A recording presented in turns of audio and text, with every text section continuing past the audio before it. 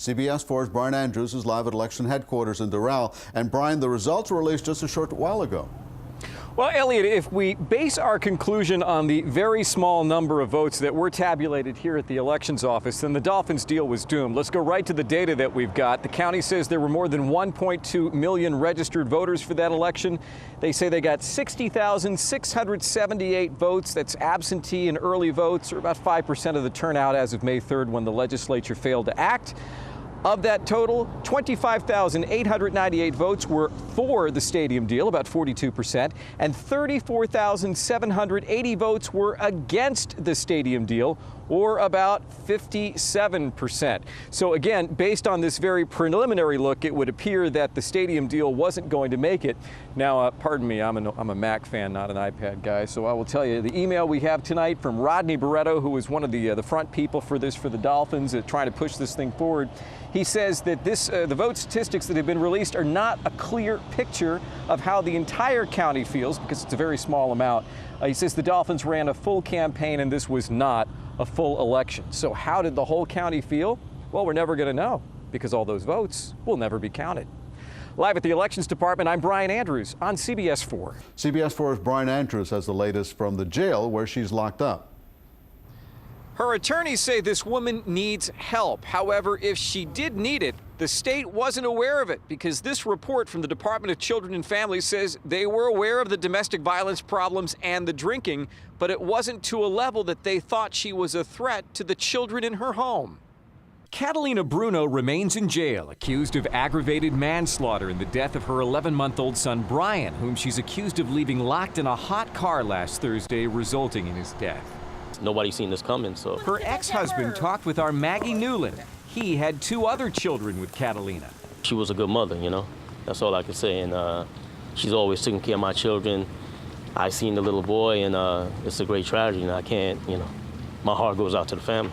Bruno's attorneys unsuccessfully argued to have the state order a mental health evaluation for her, claiming she suffers from postpartum depression and can no longer afford the medication to treat it. Unfortunately, she's been painted as a monster, but really, she is very sick. She was depressed for a long time. I mean, even from the loss of her father, she's been depressed. At the time of Brian's death in the hot car last week, Bruno was out on pretrial release for DUI and child neglect. In that case, she was allegedly driving drunk and passed out, hitting several walls with Brian in her lap at the time. He wasn't harmed. A DCF report says caseworkers were convinced by the family this was a one-time thing and not normal behavior for Catalina.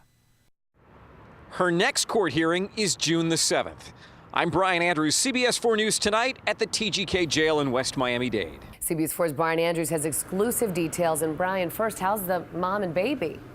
Well, Shannon, the baby and mom are out of the hospital, but they're not out of the woods. They're really monitoring that little boy's medical condition. Let me set the scene for you. Behind me, you can see in the distance the ramp to I-95 here from Ives Dairy Road, and here we are just to the west.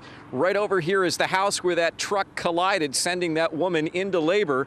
Now, we have the FHP crash report, which says the Coke truck driver was not at fault.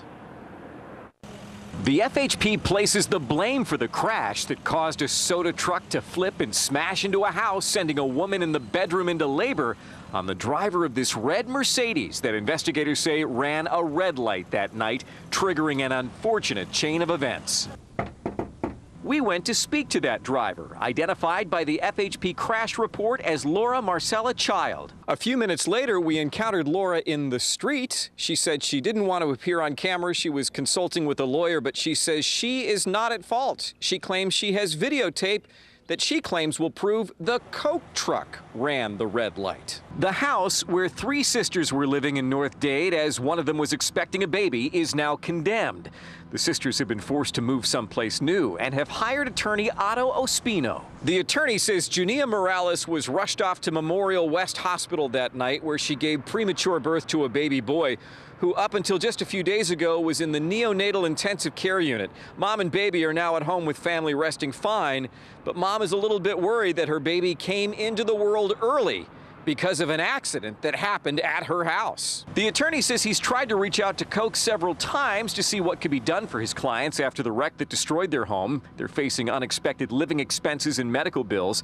A spokesman for Koch told me they would be happy to speak to the attorney, but as far as they knew, FHP had ruled the driver of the Mercedes and not their truck driver was liable for the accident because the report says she ran the red light. The FHP tells me that they have a piece of surveillance tape in evidence, and now we have reports of this new piece of surveillance tape. We also have all sides lawyering up.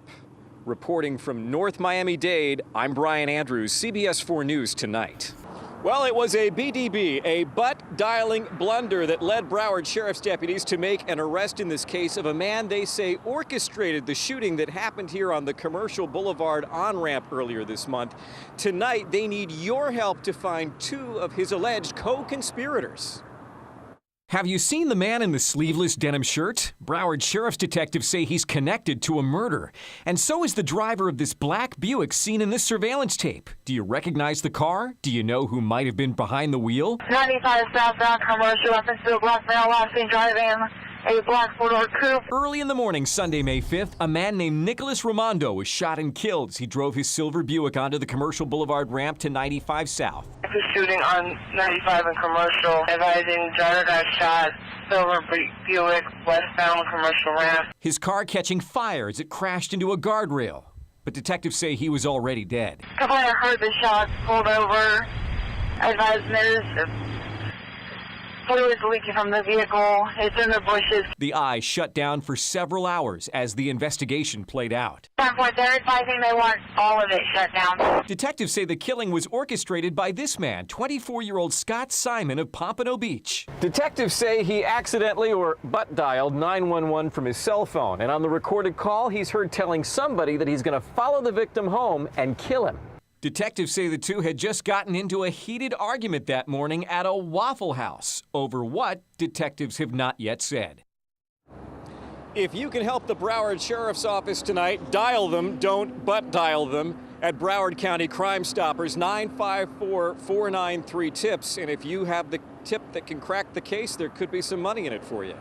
Live in Oakland Park, I'm Brian Andrews, CBS 4 News Tonight. Well, Shannon and Elliott, the DCF secretary, flew in from Tallahassee to handle this one personally. He says perhaps the child's life could have been saved if this DCF caseworker had done her job.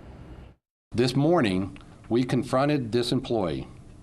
While she denies that she falsified records, all of the evidence available to us at this point in time points to the contrary. The DCF secretary says one of the state's investigators is being fired. He says Shani Smith did not follow procedure and falsified records in her investigation of Catalina Bruno's November DUI, claiming an outside substance abuse analysis was ordered and never found Bruno to be at risk to her kids. Contrary to the investigator's notes, there is no evidence that the protective investigator contacted the independent expert and that an evaluation was ever performed, or that any recommendation was actually ever made by an expert. DCF says that recommendation could have saved Catalina Bruno's young son's life. Her child, Brian, died locked in a hot car earlier this month, allegedly left there by his mother, a tragedy the state is convinced could have been prevented had the DCF worker Shani Smith done her job.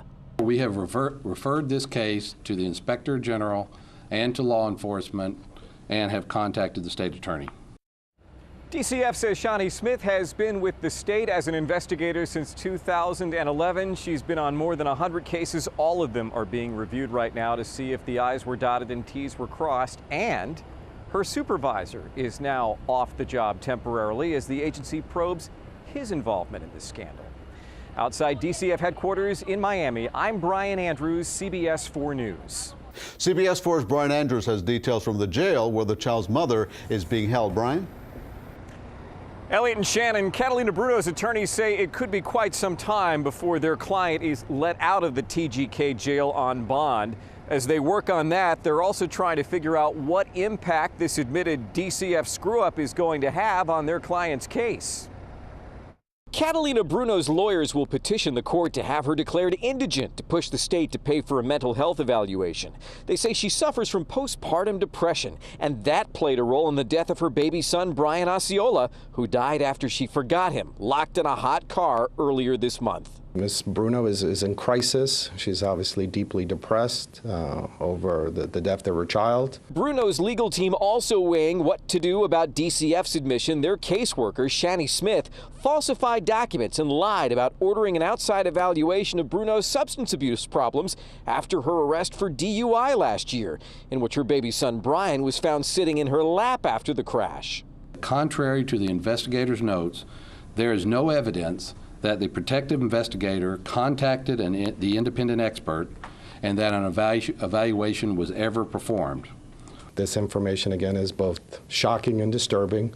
I'm sure we'll get more detailed information as this investigation plays out. The DCF secretary says he's moved to fire investigator Shani Smith and has even referred her case to prosecutors to see if criminal charges are warranted. We will never know if the services we could have offered would have made a difference for Brian's mother or changed the tragic outcome in this case. But it is indefensible that services were not offered to this family. Now, we have not yet heard from Smith, who's in the process of being fired. By the way, her supervisor is in hot water, too, taken off the job while DCF figures out what role he had in this scandal. And the more than 100 cases she was responsible for during her tenure, they're now being reopened to make sure they weren't screwed up as well. Reporting from the TGK jail in West Miami-Dade, I'm Brian Andrews, CBS 4 News Tonight.